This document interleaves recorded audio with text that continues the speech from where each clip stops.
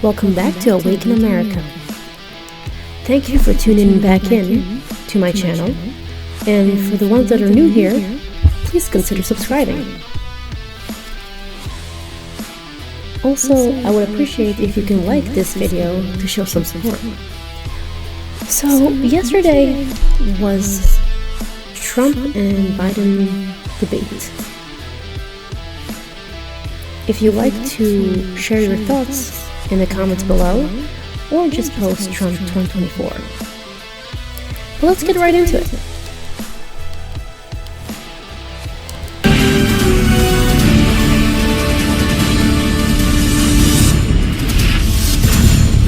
We're live from Georgia, a key battleground state in the race for the White House. In just moments, the current U.S. president will debate the former U.S. president as their party's presumptive nominees, a first in American history. We want to welcome our viewers in the United States and around the world to our studios in Atlanta. This is the CNN presidential debate. CNN is probably so excited to host this debate. They're finally going to have views and ratings that they haven't had in a while. But also, it actually is really good that the debate is hosted on CNN, because it will draw people from other networks to watch CNN. But the ones that really need to watch this debate are the people that watch CNN. This debate is being produced by CNN and is coming to you live on CNN, CNN International, CNN.com, CNN Max, and CNN Espanol. This is a pivotal moment between President Joe Biden and former President Donald Trump in their rematch for the nation's highest office. Each will make his case to the American people with just over 4 months until Election Day. Good evening, I'm Dana Bash, anchor of CNN's Inside Politics and co-anchor of State of the Union. I'm Jake Tapper, anchor of CNN's The Lead and co-anchor of State of the Union. Dana and I will co-moderate this evening. Our job is to facilitate a debate between the two candidates tonight. Before we introduce them, we want to share the rules of the debate with the audience at home. Former President Trump will be on the left side of the screen. President Biden will be appearing on the right. A coin toss determined their positions. Each candidate will have 2 minutes to answer a question and 1 minute each for responses and rebuttals. An additional minute for follow-up, clarification, or response is at the moderator's discretion. When it's time for a candidate to speak, his microphone will be turned on and his opponent's microphone will be turned off. Should a candidate interrupt when his microphone is muted, he will be difficult to understand for viewers at home. At the end of the debate, each candidate will get 2 minutes for closing statements. There is no studio audience tonight. Pre-written notes, props, or contact with campaign staff are not permitted during the debate. By accepting our invitation to debate, both candidates and their campaigns agreed to accept these rules. Now, please welcome the 46th President of the United States, Joe Biden. Folks, how are you?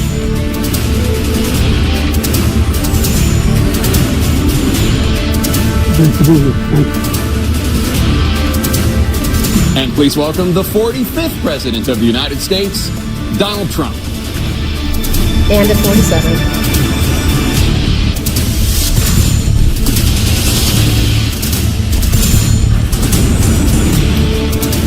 Gentlemen, thanks so much for being here. Let's begin the debate, and let's start with the issue that voters consistently say is their top concern, the economy.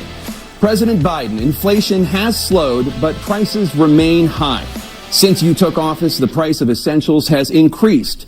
For example, a basket of groceries that cost $100 then now costs more than $120. And typical home prices have jumped more than 30%. What do you say to voters who feel they are worse off under your presidency than they were under President Trump? Well, I'll take a look at what I was left when I became president and what Mr. Trump left me. We had an economy that was in free fall. The pandemic was so badly handled. Many people were dying. All he said was, it's not that serious. Just inject a little bleach in your arm. You'll be all right. The economy collapsed. There were no jobs. Unemployment rate rose to 15%. It was terrible. And so what we had to do was try to put things back together again. And that's exactly what we began to do. We created 15,000 new jobs. We brought out the 15,000 new jobs is we not have a lot. 800,000 new manufacturing jobs. But there's more to be done. There's more to be done. jobs Working that class people were, are still in trouble. regained. So if you're opening the economy, those jobs are going to get rehired. And actually, Biden created a lot of jobs, a lot of part-time jobs, as well as second jobs, and people can't afford them just their 40 hours. They need to work extra hours just to cover the cost of living. And Biden is the one that is responsible for that, for the inflation. Yep, sending billions of dollars to Ukraine, can't even defend our own border, but we're defending their border. And they don't want to drill for oil. And in America, we have an abundance of it, which is natural, it comes from the earth. So, but he prefers to import it from Iran or Venezuela, which is a little bit contradictory, because if you morally don't agree with something, if someone else is doing it and you're benefiting from it, how it kind of loses its authenticity when you have a certain belief about something, but then it's okay if someone else does it, but you benefit from it. We're not ready for electric cars.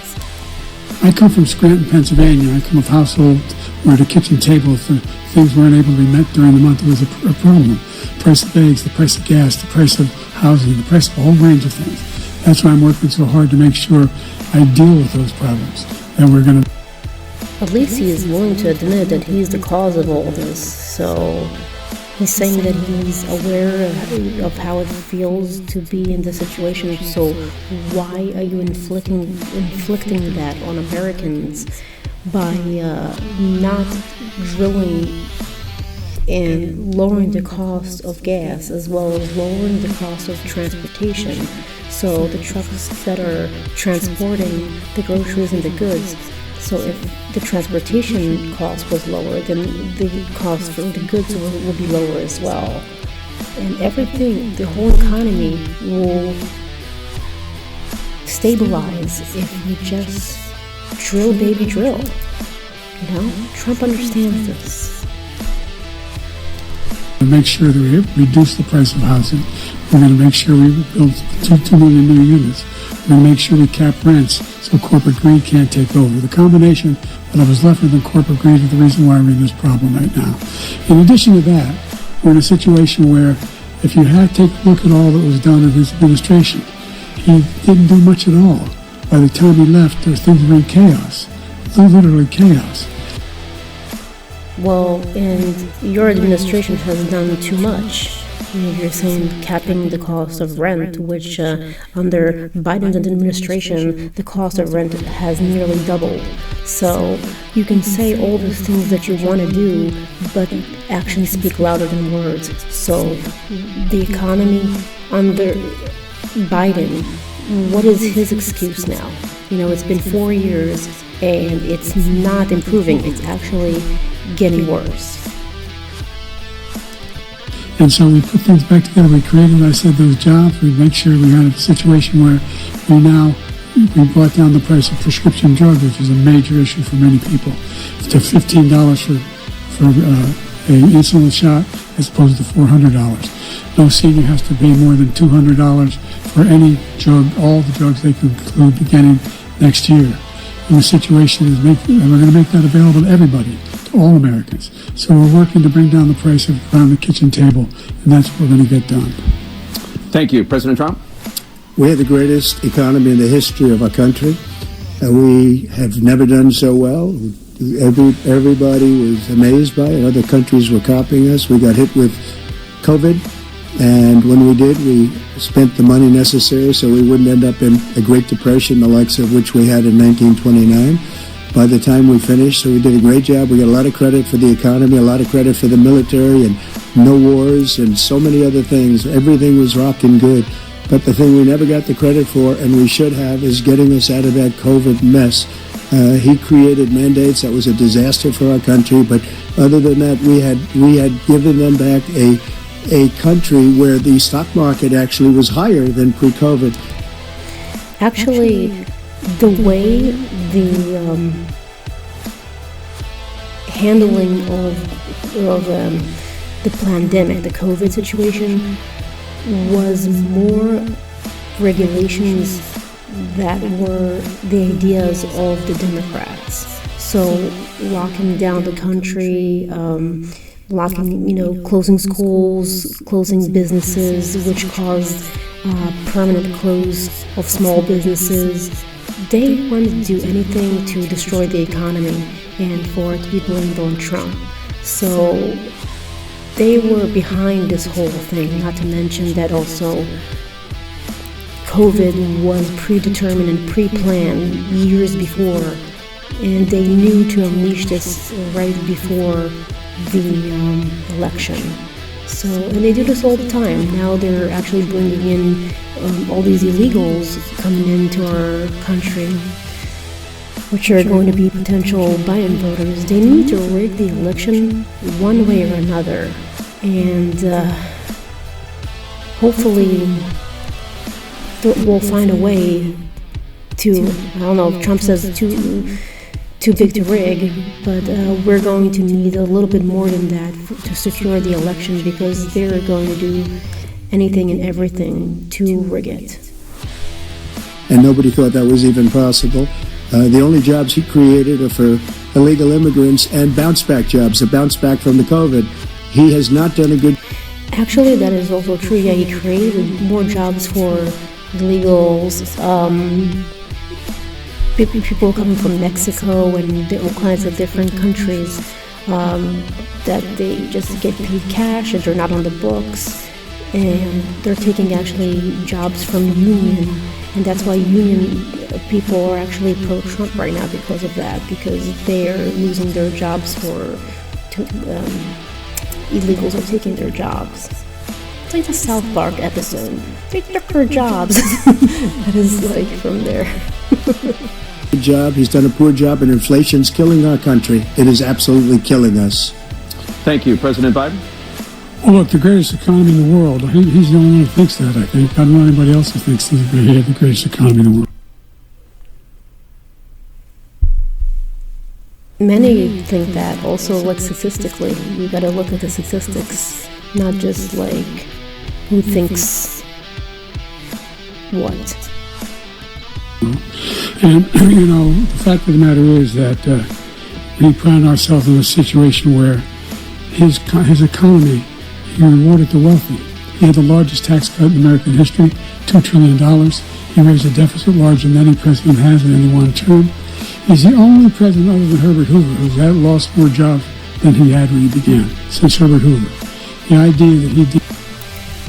Yes, again, you can't compare when 2020 was happening, that people were losing their jobs when you're closing the economy. That is like cause and effect. Well, anyway, I'm going to conclude the video right now, and probably going to do a part 2. So if you'd like to watch more about this, I will upload another video soon after.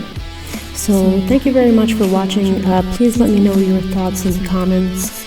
Please subscribe and please like this video. It will really help me, and I would really appreciate it. So thank you for watching Awaken America, and I'll see you soon.